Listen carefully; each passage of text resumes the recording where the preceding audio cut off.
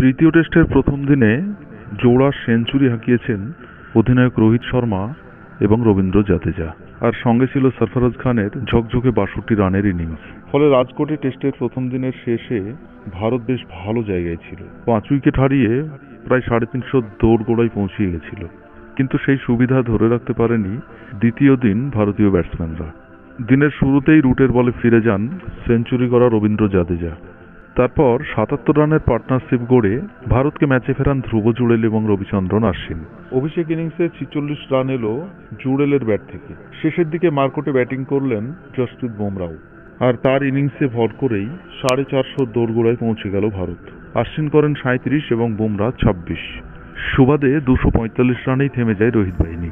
জবাবে England bat করতে নেমে চা বিরতির পর ইংল্যান্ডের ওপেনার জ্যাক ক্রলিকে আউট করেন আশ্বিন।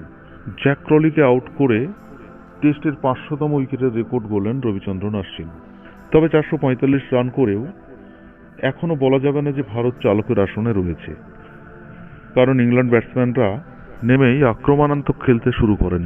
বেন ডাকেট দ্রুততম সেঞ্চুরি করে এখনো রয়েছেন ক্রিজে। ভারতীয় বোলাররা তেমন সুবিধা করতে পারছিলেন না, তবে শেষমেশ সিরাজ গুরুত্বপূর্ণ অলিভ অফের উইকেটটি তুলে নেয়, আর দিন শেষে ইংল্যান্ডের রান দাঁড়ায় ২ উইকেটে ২৬০।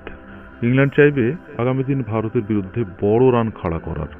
তবে আজকের খেলায় একটি মজার ঘটনা ঘটেছে, আর সেটি হলো বৃহস্পতিবার জাদেজা পিচের মাঝখান দিয়ে দৌড়লে তাকে সতর্ক করা হয়, আর শুক্রবার আশ্বিন সেই একই ভুল করলে ইংল্যান্ডকে পেনাল্টি হিসেবে ৫ রান এক্সট্রা দেওয়া হয়।